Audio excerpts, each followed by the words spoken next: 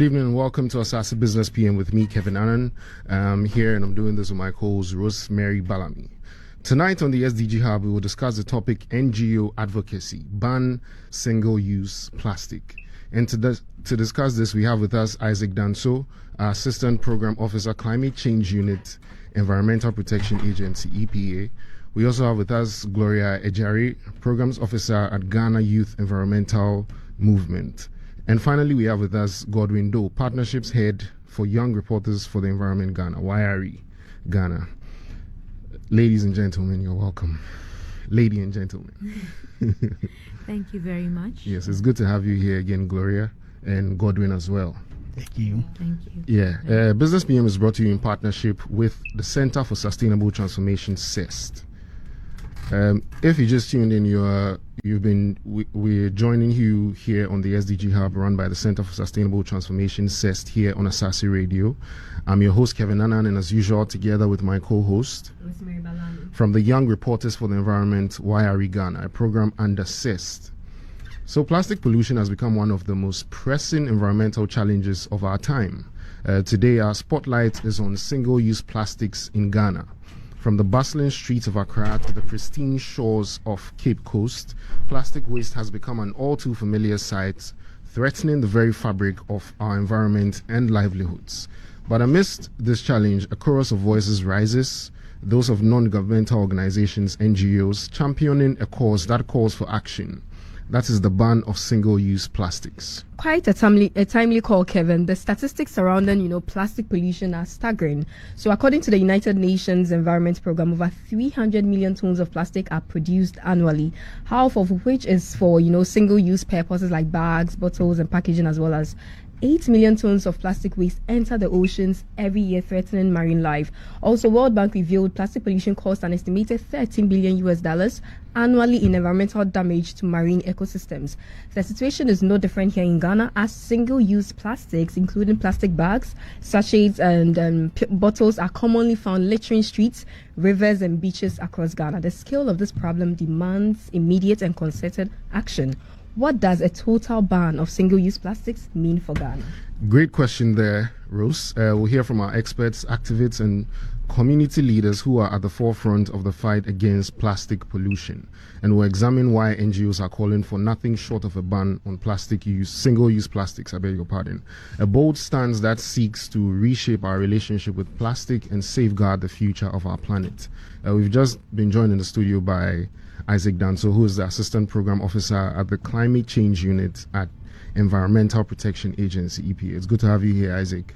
Good to have you. You're very welcome to the SDG-Hub for the first time. And we are very certain that you have some very good insights for us on this topic today. Yeah, of course. Yes. So you're all welcome once again, Gloria, Godwin, and Isaac. For starters, I would like us to give a brief introduction of ourselves as we do here. And I'll start with the lady. Gloria, please start with us. Thank you, Kevin and the team. Hello, everyone. My name is Gloria Agyare.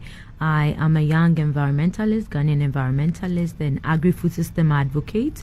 Anything concerning eco-friendly practices that promotes climate action and also address issues within agriculture space is what I stand for. I'm currently working as Programs Officer for Ghana Youth Environmental Movement. So that's briefly about me. Thank you, Gloria. We move on to Godwin. All right. Thank you very much, the team, and thank you to each and everyone out there. A very big good evening to you all. My name is Godwin.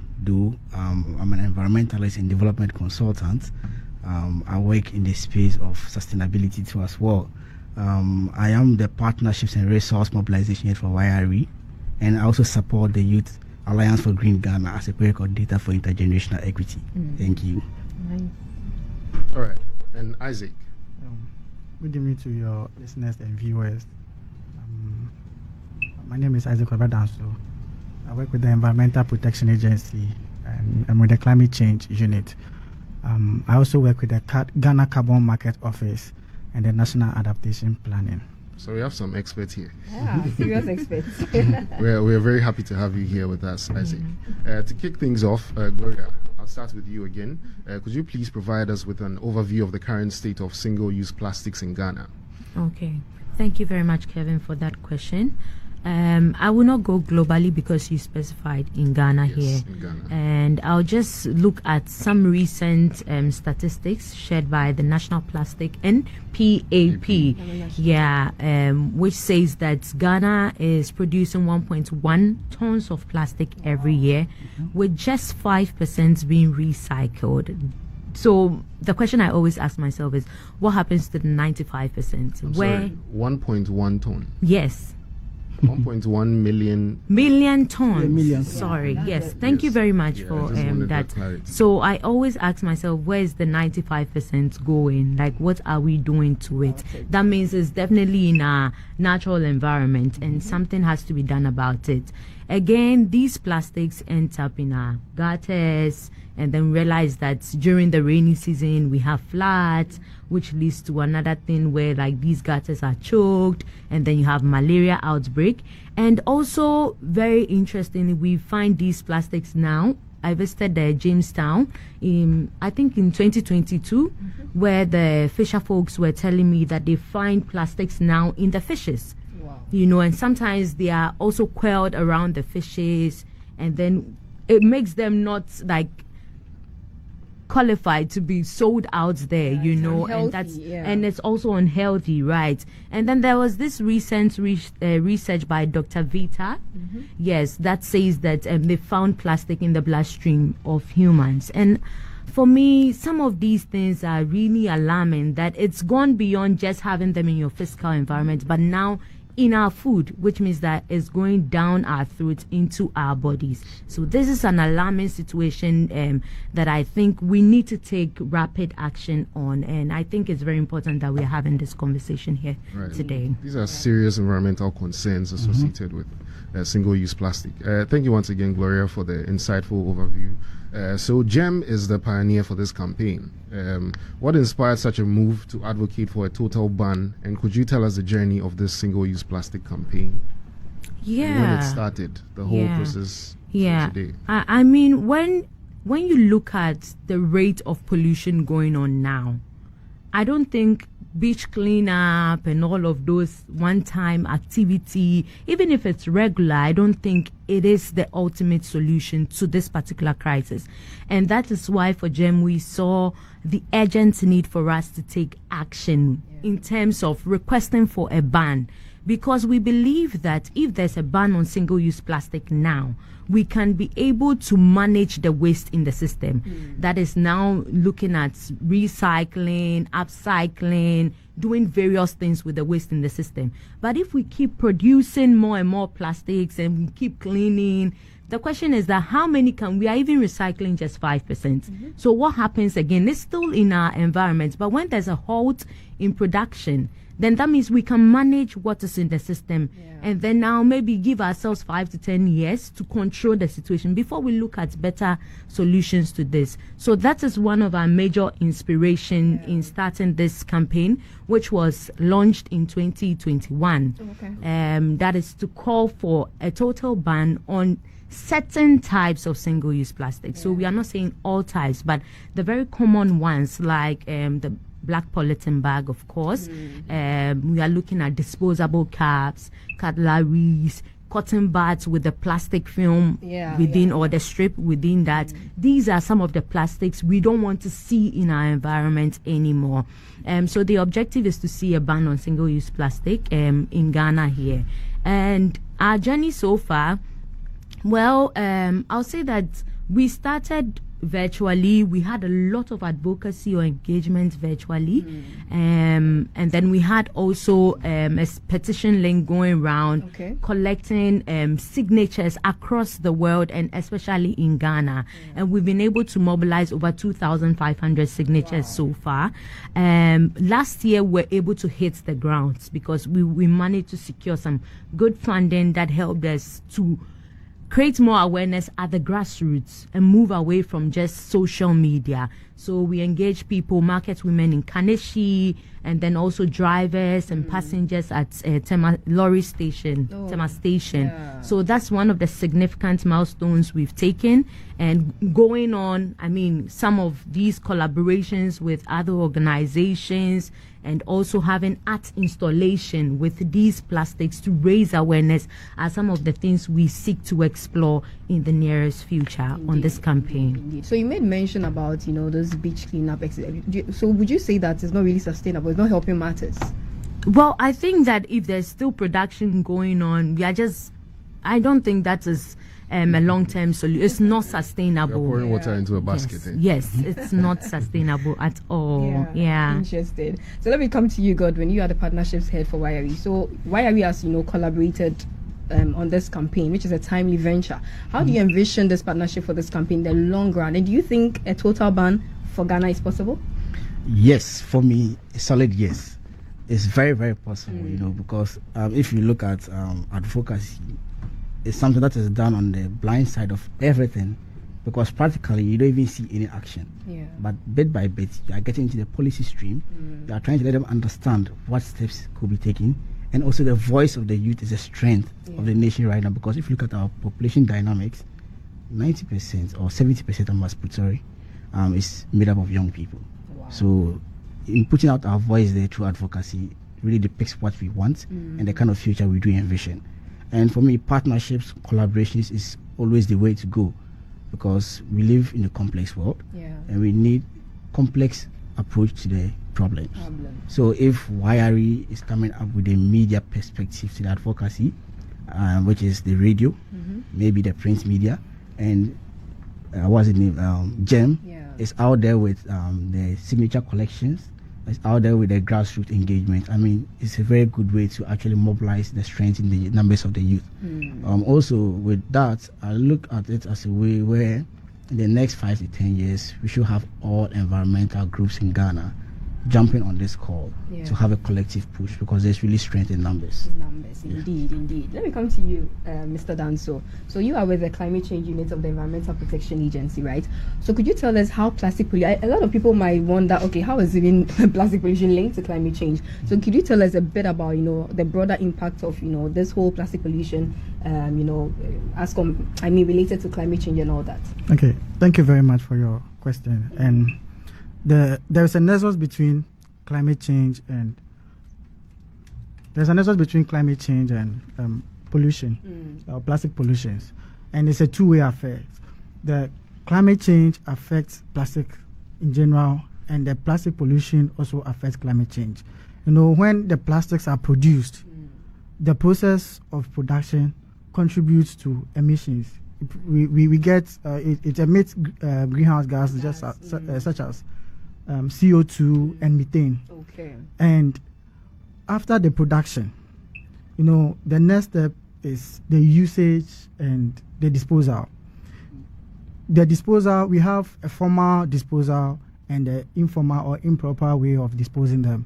Okay. With a proper way, you can use incineration, and even in that process, there is burning. So when you talk about looking at the discussion of climate change, anything involving burning contributes to greenhouse gas emission. That is either methane or a major one is carbon dioxide.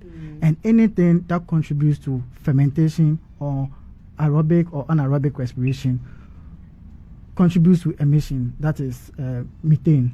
And so if you are disposing these plastics properly, it will end up in maybe incineration and it will produce carbon dioxide.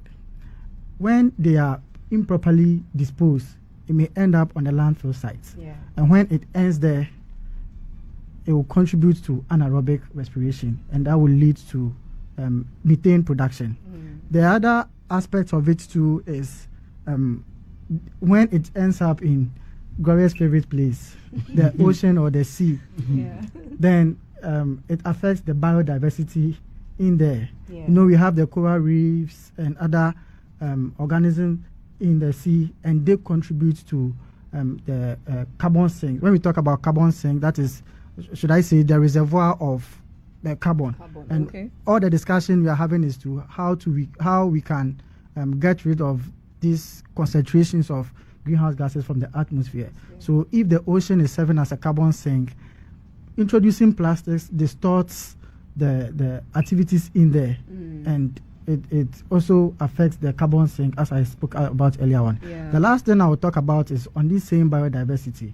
Introduction of plastics to the atmosphere or to our surroundings also affects the food value chain. Okay. Because some of them ends up on our soil and other things, which the reaction that takes place there and will affect the nutritive components of the soil, thereby affecting our food production. Wow, that's a whole linkage right there. Yeah. So, being with EPA, for instance, how are there any measures that EPA has taken to address this whole plastic pollution, and how do you collaborate with NGOs like GEM and WIRE in these efforts?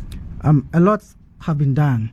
So, if you are looking at it from the climate change perspective, looking at it from the mitigation aspects, a lot have been done in general. At the same time, too, there is promotion ongoing for other alternatives, such as using bottles, reusable bags, and containers. That is one aspect. Another aspect, too, is we are trying to look at the restriction of the use of the single plastics. Okay. And through that, it's a whole discussion on its own, because if you are trying to phase that one out, then that means there have to be an alternative. So how available is the alternative? Is it when it becomes demanding, are the producers able to meet the demands? And looking at our economic situation, can people who actually engage in activities that patronize the use of these bags, can they actually purchase or have available some of these alternatives? So you do agree that there are alternatives? Yes. But then maybe on a larger scale, it's not possible. So there's the need to phase it out in a gradual process. Okay. Yes. And the other aspect too is investing in waste management activities. So looking at recyclable materials and how you can recycle them. So for instance, Zoom Lion is doing well with their compost plants that are available, and there are other places to in fact the idea is to establish most of these plants across all the 16 regions. And in that case, all the waste products that would have ended up on our landfill sites will be directed towards their sites, and there will be proper segregation in order to get, because when you visit most of their sites, especially the one in Agyare, you could see that they are doing very well, especially with the plastics parts. And they collect these plastics, they melt them, they pelletize them, and they bring them back. And these are some of the things they use in producing most of the plastic bowls and buckets we use. And so there are a lot being done. And of course, most of these things are being done with, we cannot do this without collaborating with the private sector and the NGOs, because I spoke about Zoom Lion and it's a private entity. With the NGOs, yes, when it comes to the campaigns, when it comes to awareness creation, they are always in the loop. When it comes to coming up with policies and all that, their views are taken, and there is wider stakeholder engagement with them almost all the time. When it comes to the plastic use, companies we engage them. And for instance, even if you look at our Vortic bottle and some of the bottles that plastic bottles that are in existence, you see most of them have changed, not just their shape, as a result of something. They have actually enhanced on their biodegradability. And so if the old ones or the conventional ones took longer time to decompose, the new ones would take a shorter time to decompose. But are they really recycling? Because I know some have this twist recycling thing, but in reality, are they really recycling? Yes, for them they are. I'm not talking for them, but I would say from where I sit, I can see that they are doing their bit. But it also comes to our behavioral and attitudinal change too. So how do we dispose them so that it will end up at their place? For instance, if I see we are throwing most of these plastics into our drainage systems and landfill sites, then tomorrow if I hear that these same bottles are recycled for water, I won't go and purchase them. And so these things count, and it will influence in the recycling or the process that it takes. All right. Still on you, Isaac. We've spoken about the problem. We've spoken about the challenges, the what NGOs like GEM and YRE are doing so far. And now we want to look at the challenges from the perspective of a regulatory authority like EPA, right? What are some of the key challenges that EPA faces in implementing a ban on single-use plastics? Because I assume it's not been smooth sailing to just ban single-use plastic as the NGOs are advocating for. Yes, I think I even mentioned some of them in my earlier submissions. So I spoke about the alternatives. How available are they? If we are to ban them completely, how is it going to look like? Are the product users or those who purchase them, are they going to be able to afford them, for them to, or is it going to increase the prices of the products the end users will purchase? So in all these discussions, it has a role to play, because when it comes in, definitely there's added value and it will increase prices. So how will it translate in the public? Behavioral change, as I mentioned too, is key.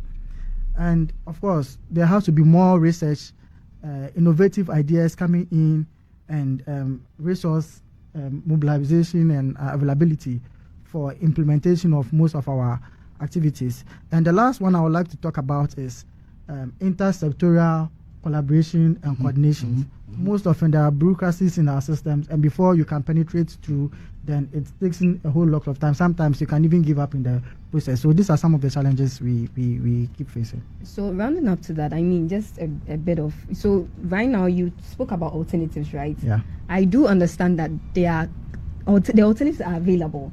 So from the government side, how do we make sure that we empower these, businesses that are really providing these alternatives so that they produce at large scale, and then we are able to solve this problem? Yes, there are ways of engaging them, and one of the ways is actually introducing subsidies and all that. And the process it has to go through. You have to make sure it's well justified before it can even end up with the process for it to be agreed on. Yeah. And the whole idea is, if you are introducing a subsidy, then that means you are encouraging for that use. Conversely, you also have to de-incentivize the use of the other option. Do you understand? So, for instance, if you go to other countries, when you go to their malls and supermarkets and you purchase things there, you have to buy those plastics before you can put your things in. And if you don't want to buy them, then that means you have to carry your own bag along. Yeah. So these are some of the ways we are trying to see how we can adapt them into their system in order to help disincentivize the use of the single-use plastics and look at how we can move on to the other alternatives. Okay, and to the NGOs, from the advocacy perspective, what are some of the challenges that you face, Godwin? Okay, for me, the challenge that I foresee in most situations has to do with the fact that there's lack of funding for the advocacy. Because if you look at how bulky and how far-reaching the impact of plastics is, you realize that the amount of money that needs to go into advocacy is something that really need to look into. Yeah. Because if you look at a jargon like recycling and upcycling, the average woman in the market wouldn't even understand. She doesn't even care about what you're talking about. I mean, because the plastic bag is convenient to her, so she just need a person to just go in and get it, right? But if you're able to translate the impacts, how Gloria and my very good friend Isaac elaborated, how it's affecting human health, the amount of microplastics being consumed through fishes, and this is being kept into a local language, they'll understand and relate to it way better. They feel it's far from them because it's in English, because they can't even see the impacts right now. But if you make it relatable through your communication, through your advocacy tools, it will dawn on them. It will bring up an alarming effect. At that point, they become more reflective in their actions. That is one. Aside the funding too, I also think the kind of lack of collaborations amongst NGOs and CSOs in the environmental space. If you look at this properly, you would realize that this person wants to own a project. So they don't really see collaboration as something very vital and important. Yeah. But when you come together as a group of people and have that collective push, the impact is far-reaching. All right. We have just a few minutes left. So in wrapping up, for each one of you, very briefly, what can listeners do to get involved and support the NGO movement for a plastic-free future? And what are the future plans and aspirations for the campaign against single-use plastics in Ghana? Gloria. Okay, I think one of the key things I always make mention of, and I think Godwin touched on it, there's power in numbers. We need people to add their voice to it. We've seen enough. Accra is enough to tell you that single-use plastics that are used once and discarded, is actually wreaking havoc in our society. So we need people to add their voice to it and draw government's attention on it. And beyond that, we need people to also try to move away. He mentioned behavioral shifts or changes, which is very essential in this advocacy we are embarking on. For the next steps of this campaign, as you can see me wearing my single-use plastic t-shirts today, we've started engaging businesses that are into alternatives, production of sustainable alternatives to single-use plastics under the campaign. So that is what we are trying to do, to make sure that there are more alternatives to single-use plastics, so that anytime there's a ban, we can now transition easily and have them readily available. Godwin. Yeah. For me, it was a moment of joy for me today. I saw them launch the environmental manifesto for Ghana. Wow. And when I look at the lineup of people who are getting involved in this, I saw a lot of organizations in the environmental sphere. And for me, that collaboration alone is a very good point to start a very good conversation like the plastic waste pollution. Nice. Yes. Thank you very much. Isaac. Yes, I would say our doors are always open to help anybody who is in doing something in direction of what we are talking about. Of course, Gloria will bear me witness that we are always in touch with them, and we try to help their cause they are actually coming up with. And in fact, it's in a good cause, and we are all trying to make sure we get this done. Thank you. Thank you, Isaac, Gloria, and Godwin, for speaking with us to the issues of single-use plastic pollution and a call for a complete ban. We hope a ban becomes possible for Ghana, which would undoubtedly be a big win for the global effort to combat plastic pollution. Indeed, the time for action is now. Now, if you're a listener between the ages of 11 and 25 and get inspired to write, make a video, or take photographs of issues relating to environmental problems and solutions, or know someone that does, YRE has its annual competition out now. Please visit our website at cestin.com/YRE competition for further details. Grab this opportunity to give the environment a voice. Who knows, you could be the next lucky winner. So please tune in same time next week as we continue discussions on all things sustainable development right here on Asaase Radio 99.5, so that people and the planet can prosper. If you have any topic you want us to discuss, please share with us and email SDG-Hub@cestaint.org. Remember, dear listeners, the future is in our hands, and it's our responsibility to ensure a healthier planet for generations to come. Keep raising your voices, keep advocating for change, and keep tuning into the SDG Hub for more insightful conversations. Until next time, stay informed, stay engaged, and stay sustainable. And that's a wrap on the SDG Hub. Thank you for staying with us here on this show. We're speaking to Isaac Danso, Assistant Program Officer, Climate Change Unit, Environmental Protection Agency. Also, we've had Gloria Agyare, Programs Officer at Ghana Youth Environmental Movement, GEM. And finally, we've had with us Godwin, Partnership Heads, Young Reporters for the Environment Ghana. I've been your host, Kevin Annan, and I did this with my co-host, Rosemary Balami. We go back to Caleb.